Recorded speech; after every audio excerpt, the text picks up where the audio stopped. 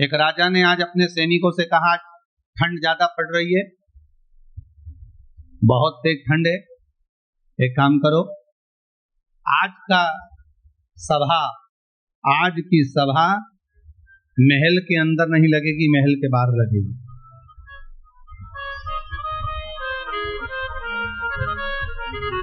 आज इस सभा को हम महल के अंदर नहीं, आज इस सभा को हम महल के बाहर लगाएंगे। अब बाहर सभा लगी, महल के बाहर, और महल के बाहर सभा लगी।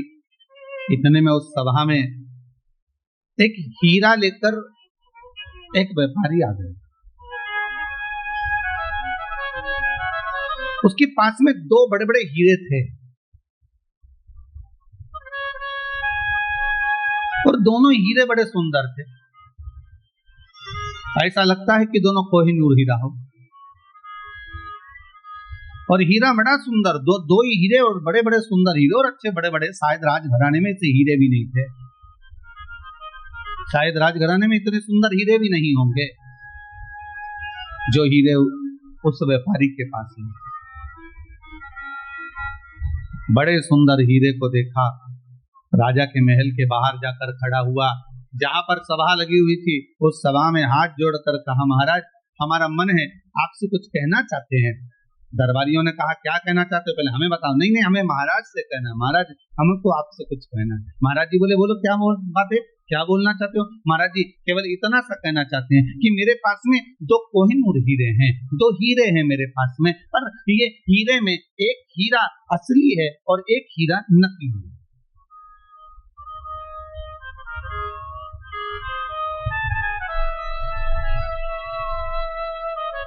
मेरे दो हीरों में एक हीरा असली है और एक हीरा नकली है। महाराज इतना सा चाहता हूं, यदि आपने या आपकी सभा में जितने मंत्री बैठे हुए हैं, जितने विद्वान से विद्वान बैठे हुए हैं, जितने ज्ञानी से ज्ञानी बैठे हुए हैं, अब राजा की सभा में कौन नहीं होता, विद्वान से विद्वान, ब्राह्मण भी होते, पंडित भी होते, साधुजन भी होते, संतजन भी होते, मंत्री भी होते, संतरी भी होते, जो सारे जितने बैठे हुए हैं, जितने सैनिक, जितने मंत्री, जितने सभासद जितने बैठे हुए हैं, जितने जोहरी बैठे हुए हैं, मेरा निवेदन है, अगर आपकी सभा में और आप बता दोगे कि असली हीरा कौन सा है और नकली हीरा कौन सा है, आपने बता दिया असली कौन सा है तो मैं असली हीरा आपको देकर चले जाऊंगा, और अगर नहीं बताया तो आपसे हीरे की कीमत लेकर आऊंगा, क्योंकि मैं सारे राज्यों में घूमता घूमता आया हूं, हर राज्य में मैं जीतता आया हूं, क्योंकि आज तक कोई मिला ही नहीं कि जिसने बता दिया कि इसमें असली हीरा कौन है।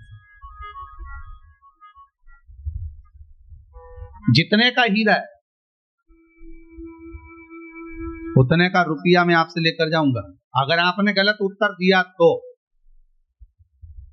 अगर हीरा असली बता दिया तो वो हीरा आपका, और हीरा असली नहीं बता पाए तो उस हीरे की कीमत आपको देना, वो हीरे की कीमत आपको देना पड़ेगा। राजा ने कहा, बड़े बुरे फंसे, अगर हीरा मालूम पड़ गया तो ठीक है कि मिल जाएगा, और अपने राज्य में इतना सुंदर हीरा है भी नहीं, तो इतना बढ़िया हीरा अपने को प्राप्त हो जाएगा। पर दिक्कत इस बात की है, अगर हीरा नहीं पहचान में आया तो बताओ 5-10 करोड़ रुपए तो वैसे ही देना पड़ेगा, और ना जाने कितने ले जाए इसका क्या भरोसा, क्योंकि 10 करोड़ से कम का हीरा तो दिख नहीं। अब इतना हीरे का पेमेंट तो देना ही पड़ेगा। फिर भी राजा ने कहा, हमारे पास में बहुत अच्छे अच्छे जोहरी बैठे हुए हैं, हमारे पास में बहुत बड़े बड़े सभासद बैठे हुए हैं, हमारे पास में बहुत बड़े बड़े मंत्री बैठे हुए हैं, सब बताएंगे कि हीरा कौन सा असली है कौन सा नकली है, ये सब बताएंगे। राजा ने सबको कहा, जाओ देखो जरा, जाते जाओ। अब कुछ तो उठ के जाने लगे, पर कुछ के मन में आया, अगर हमने बता दिया और ये नकली निकला तो राजा हमारा माथा खा जाएगा, हम तो उठ ही नहीं पाते। अब आधे उठ नहीं रहे, कोई जा रहा है, कोई आ रहा है, कोई नहीं जा रहा, कोई नहीं, आधे जा रहे, आधे आ रहे, उठते ही सब हार गए, कोई उठने को तैयार नहीं हुआ, कुछ लोग गए तो उत्तर दे नहीं पाए।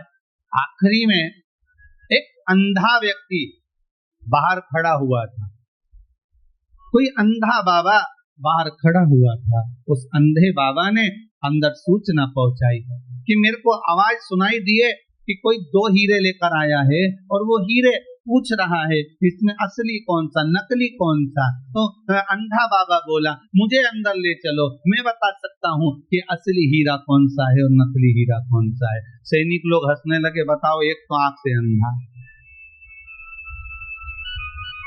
हीरे को तो देख नहीं सकता और असली और नकली बताएगा कैसे? ये एक तो आंख से अंधा है, अब असली और नकली हीरा ये बताएगा कैसे?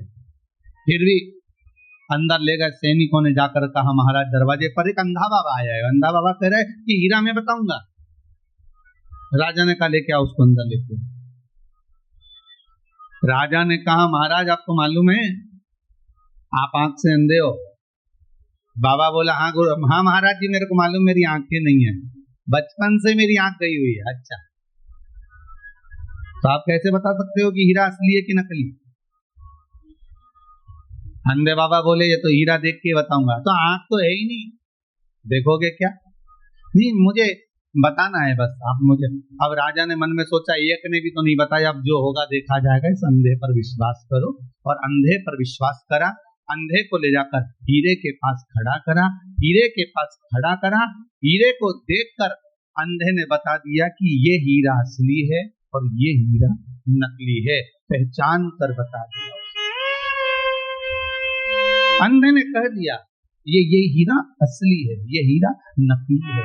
जैसे ही अंधे ने कहा, जो जोहरी था जो हीरा लेकर आया था व्यापारी, उसने कह दिया बिल्कुल सही बोला ये अंधा बाबा बिल्कुल सही बोला है, ये हीरा असली है। राजा ने अपने नगर में डोंडी पिटवा दी, बहुत जोरदार आनंद में ये हीरा में प्राप्त हो गया, बिना पैसे के बिना शुल्क के। सारा तैयारी होने लगी, नगर में डोंडियां पिटने लगी, दरवाजे पर द्वार पर घी के दिए जलने लगे, पूरे नगर में आनंद हो गया। करोड़ों रुपए का हीरा आज फ्री में मिल गया इस अंधे के चक्कर में, इस अंधे बाबा के चक्कर में। और राजा के हृदय में खलबली मची रही कि अंधा जब अच्छे व्यापारी नहीं पहचान पाए, जोहरी नहीं पहचान पाए, सैनिक नहीं पहचान पाए, सभासद नहीं पहचान पाए, तो ये अंधे ने कैसे पहचान लिया? तो राजा उस अंधे के पास गया, अंधे से जाकर पूछा बाबा ये तो बताओ कि तुम पहचाने कैसे, तुम्हारी तो आंखें नहीं थी। इतने में वो अंधा बाबा बोला महाराज बात इतनी सी है, धूप बहुत तेज पड़ रही है, उस धूप में मैंने दोनों को हाथ लगा कर देखा, जो धूप में गर्म हो गया था वो कांच का टुकड़ा था, जो ठंडा था धूप में वो हीरा था।